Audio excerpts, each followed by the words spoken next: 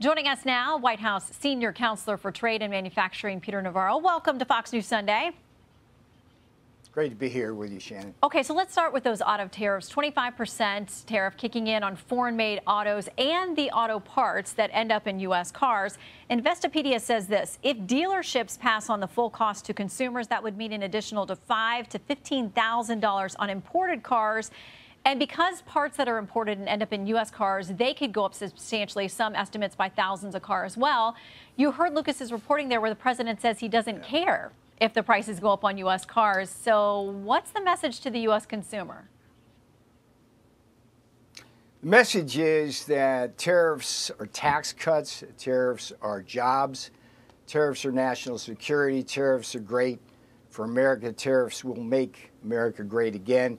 And Shannon, we have a couple of nice historical examples, I think, to give some comfort to your audience. I mean, first of all, during the first term, when we imposed historic tariffs on China, on steel and aluminum, the same people, Investopedia and on down, who were saying there was going to be inflation and recession, were dead wrong. We got price stability and we got prosperity, and we're going to get that again. But the interesting thing historically, and particularly for auto tariffs, something called the chicken tax. Let me tell you the history of this. Back in the 60s, we had what was then West Germany and France raising tariffs on our chickens, our poultry. And Lyndon Johnson responded with what would be called the chicken tax, a tax on light trucks. And we saw almost immediately that the imports here of Volkswagen vans, the old hippie van, started going down, and what happened was we had this just renaissance of light truck development. And then in 1980, when the Japanese were trying to dump light trucks into our market, President Carter raised that to 25%, which is exactly what President Trump is charging, 25%. And everyone agrees, Shannon, everyone agrees that light truck tariff, that chicken tax, was the best thing that ever happened to the auto industry. Peter, it basically has created a beautiful industry. I want to clarify, chickens aside, when you say a tax cut, how exactly is that going to work? If you're talking about credits for people who are buying new cars, those kinds of things, millions of Americans are not looking to buy new cars, but they are worried about the thousands that are estimated to turn up in their everyday costs for things because the tariff cost has to be passed on by these importers somewhere. Well, all right, let's work through the economics of this. First of all, we're going to raise about $100 billion with the auto tariffs alone. What we're going to do is, in the new tax bill that has to pass, it absolutely has to pass, we're going to provide tax benefits, tax credits to the people who buy American cars. This is a genius thing that President Trump promised on the campaign trail. So that's going to happen. In addition, the other tariffs are going to raise about $600 billion a year, about $6 trillion over a 10-year period. And we're going to have tax cuts. It's the biggest tax cut in American history for the middle class, for the blue-collar deplorables. And that is going to, if you look at this, but basically holistically, as they say, consumers and Americans are going to be better off, including all the jobs they get. And then you have gasoline. I don't know if you know this, Shannon, but during the Biden administration, gasoline prices were close to 40% higher, a full dollar higher.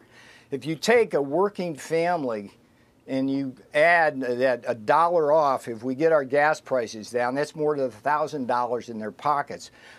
Here's the problem. It's a national security problem, and it goes something like this. We've got 16 million cars we buy every year. Half of those are imported with virtually no American content. And the other half, Shannon, 50% of that is foreign content. And it even gets worse because what the Germans and the Japanese and the South Koreans are doing is they're turning this country from a manufacturing nation into an assembly nation. What the Germans and Japanese do is they send us the most important high value added, high wage parts of the car here for us to assemble. 19%, only 19% of the cars we drive here and buy each year have American engines and transmissions. Okay. Germany and Japan alone account for 50% of that. So what we're trying to do is get back our manufacturing capability. But let me tell you where the average American is about this, and I know you said you want to reassure them, but our recent polling shows that people believe that tariffs on imports are going to make their products more expensive. 69% believe that, and they think that it's actually going to hurt the U.S. economy and hurt U.S. jobs. That's according to our polling. So what do you say to people who say, listen, we hired the president to make the economy better, to make things cheaper? They believe, the economists, the analysis that show these prices are going to show up somewhere. And President Trump himself has said there's going to be some disruption in the short term because of these tariffs. Trusted Trump. We have the example from the first term.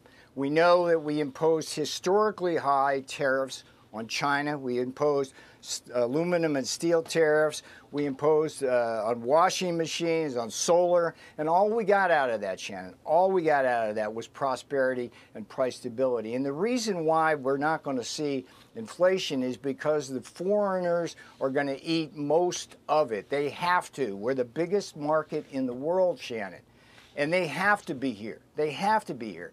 And so they're going to cut their prices to absorb that. But the bigger picture here is restoring the American manufacturing base. We don't have that. We're an assembly thing.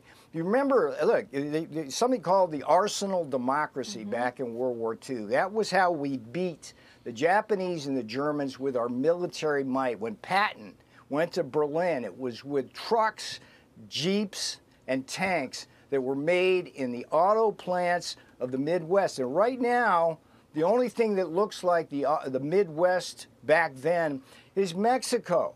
You go across the diaspora of cities in Mexico, there's football field size, 50 football field size assembly plants that are down there making the engines for here. We can't do that. The Germans and the Japanese, the South Koreans, and the Mexicans have taken our manufacturing capability. So we've got to get that back. And we're going to do it in a way which is going to protect American consumers and create jobs for American workers. There's going to be over 1 million new jobs created in the greater auto industry. This week they roll out, and then we will see the reality as it plays out. We've got your prediction. And Peter, come back once we have a few more months of these tariffs kicking in. Appreciate your time. Great to be with you, Shannon. Hey, it's Will Kane. Click here to subscribe to the Fox News channel on YouTube. It's the best way to get our latest interviews and highlights. And click to subscribe to the Will Kane podcast for full episodes right now.